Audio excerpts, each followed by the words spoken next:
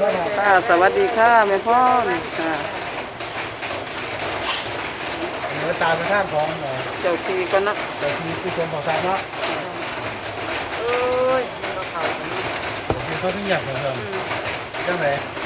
เนี่ยว่ามันบ่พอว่าซั่นว่าโอ้ยบ่พอไปกินจำนั้นล่ะแต่ก็ให้กับบ่แห้งน่ะไม่ต้องของน้ำเลนี่ยเนาะล่ะสิเอาปังๆมันก็ปังมันก็ต้องของน้ำนะๆจังสิได้กินล่ะเด้ ก็ของถ้าเจออะไรนี่ มัน หมอ เข้าแน่ อยากให้ได้กินเยอะละ บ่ไปไสดอกเพิ่นว่า อยากให้ได้กินได้ดอกแต่ว่าต้องไม่ได้เรื่องที่เสียหายแล้วว่าพอมีเสียหายเราไปตลอดมาละจ้ะที่เราก็เริ่มเสียหายตลอดเราไม่ได้แค่เดี๋ยวอันแต่ที่ต้องใส่ก็สมานะจะของ เสียหน้าหนูเนาะประมาณ9:00 นนี่ต้องไปหาเพิ่นอันรอจักพักก่อนนั่นน่ะหน่อยเฮ็ดงานแล้วก่อนเพิ่นสิโทรไปเดี๋ยวอันใดเพิ่นสิตามให้จ้ะเพราะว่า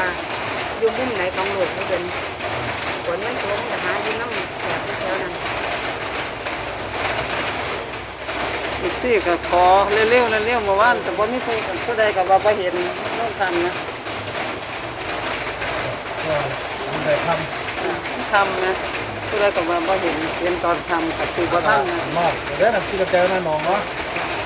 ในพ่อนเลยเด้อนะครับได้ไปได้แล้วจ้ะประมาณหนึ่งจะบอกจำนวนเนาะยังก็บอกจำนวนนะครับ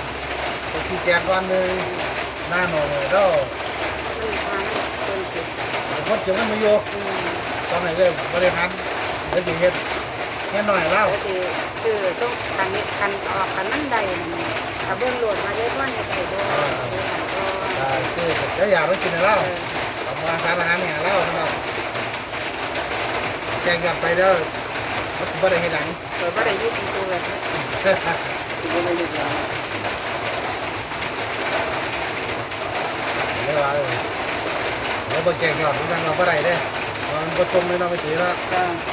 ตัวตุบัตรตัวกระตังเราถึงเมื่อแน่นอนแต่ว่าอยู่ก็จะไปนั่งโฮมวันหนึ่งเราอยู่ผมอยู่ป้าเขาคนไปกี่อะไรเขาดูเพราะว่าเขาได้ทางคนยิ้มได้ทำลายแล้วก็ได้ไว้เอาถึงเรื่องจอค่ะมือวันเสาร์ห้องไปบ่จอต้องไปเอาสามตัวก็ว่าเข้าไปที่ไหนนี่มีข้อมูลรักษาประเทศน่าสุดแล้วอย่างไรนะถึงเงี้ยเชื่อที่ต้องใส่ได้มันจะว่าเล่าล่ะมันพ่อจะการอะไรทำให้พ่อเปิดเพิ่มไปแล้วเรียนพวกเขาอยากเขาแห่งเขาโยนกินหลายอย่างอ่ะเราแบบนี้เนาะกันแนวเป็นอย่างไรกันเป็นกระติสร้างมาเข้ากับต้องไปซื้อเพิ่มอีกผมว่าต้องซื้ออะไรหลากหลายเลยเอาเดี๋ยวเราเห็นเป็นจะเป็นรักแต่เราบ่มีรักกับยูไรหรอกเราต้องซื้อเลยไปตารางกันเอาจำนำว่าเราอยากให้เราเรียกว่าเราอยากให้ในเงี้ยน่ะล่ะเข้าไปคนรับเราอยากให้มันมีหน้าใดเวลาใส่ใจเลยถือว่ามันที่ตัวก็เล่านะกินกับบางกินกับหลายตัวเลยล่ะไม่อยากให้กินก็เลยคือเมื่อไหร่นี่พี่ผู้เพิ่มมาอยู่200 คะแนนเนาะคุณกนัดดามาทางไทยนาโนนี่ก็เลยว่าเดี๋ยวสิให้แม่พรพี่สาวเพิ่นสนุกมากเดี๋ยวถ่ายคลิปแล้วเราจะทีถ่ายมากนะครับเป็น907นะครับ907ตัวเดียว3ตัวเลยอะไร907067เนาะลองเนื้อนะครับ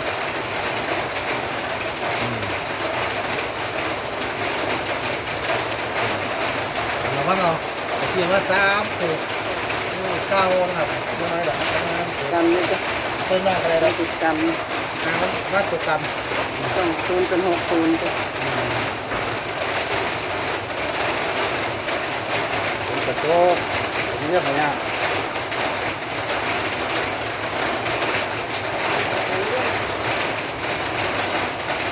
ดีได้แล้วครับบริเวณอะไรการที่เกิดเป็นข้อซับนะครับ907 9007 97 67 60 77ตัวบนเนาะตามนี้นะครับบริเวณมักโตเน้นตามตัวเน้นเลยบริเวณมักโตตามครับแล้วเอาเรื่องที่เกี่ยวกับ ตัวกันที่เขาได้ยินเสียงเด้อนะครับหรืออาเราเด้อเขาได้ยินเสียงเลย เจ้าที่ให้มากกับ907ตัดให้กับ900797แล้วก็เบิ้ล77กัน60นะครับอยู่ของเจ้าที่ผู้สูงเฝ้าทรัพย์นะครับ คนตกเขาคนตก เฮ้ยเสียได้จะเสียเจ้ารุดโดนเลยเนี่ย โดนคัดไว้ รุดโดนเราเด้อ เออ ที่เขาบอกนั่นเนี่ย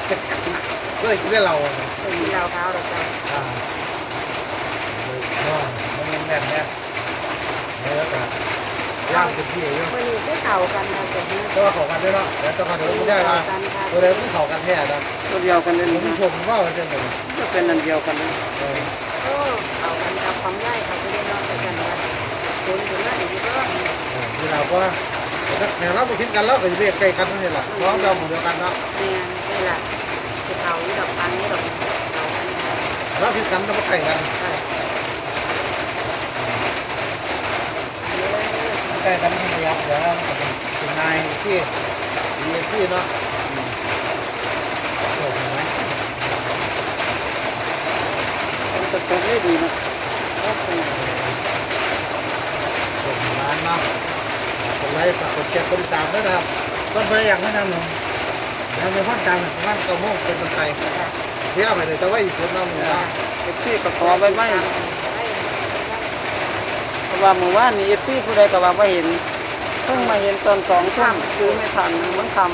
ำผู้ใดก็คงมีตามให้เร็วๆหน่อยนะคอมเมนต์หลาย มีอาจิตว่างบนหายได้เลย โอ้ยพอผมไม่พอเลยที่เนี่ยนี่ก็ได้ผมเนาะ ตัวดัง ถ้าไปทั้งผมเนาะถ้าไปทั้งผมเบา ดั เบาง แห้งค่ะที่ตาม ๆที่เจ้านั่นละ เบา มัน ได้เบากว่าตามข้ามเสียงก็เป็นอย่างเงี้ยกว่า หลังคาสันไทยมันดังแห้งอยู่แล้วนะ ได้อย่างเงี้ย มันบ่ตกกับถนนมันก็แห้งคือเก่า ว่ามันก็ดังเลย สังกะสี นี่มองเร็ว ของตัวร่มนะ มองขว้างเอาเลยเอาเจ้าที่ปันไหน907เนาะก็ตัดให้9007 97เบิ้ล77จัน60นะครับ67เนาะครับ ต่างๆเด้อ ตัวมันจะทอดหมูตัวเขาเดียวตัวหางก็ตัวข้างคนละ เอาสุกๆมันๆเด้อกับตำเล่าเจ้าที่มื้อนี้นะ ข้างถึงตัวตัวนี้ดังแง่บ่อยก็ต้องซื้อเนาะ ฝนตกบ่ค่อยได้ยินเสียงนะครับ ตัวประมาณนี้เดี๋ยวนั่นผมตามมันนี่เพื่อนๆเนาะหรือว่าเขาดีทั้งแท้เล่าต้องซื้อเนาะ เอฟซีขอมาอยากได้ก็เข้าเมื่อวานก็คือบ่ทันมันทำเนาะก็คือว่าน่ะมันทำ นี่ขนาดเราจะโชว์นะครับ มันก็คือส่งมาตำเล่าเจ้าที่ผู้สูง ไม่ดึงไม่ได้ไม่ไหน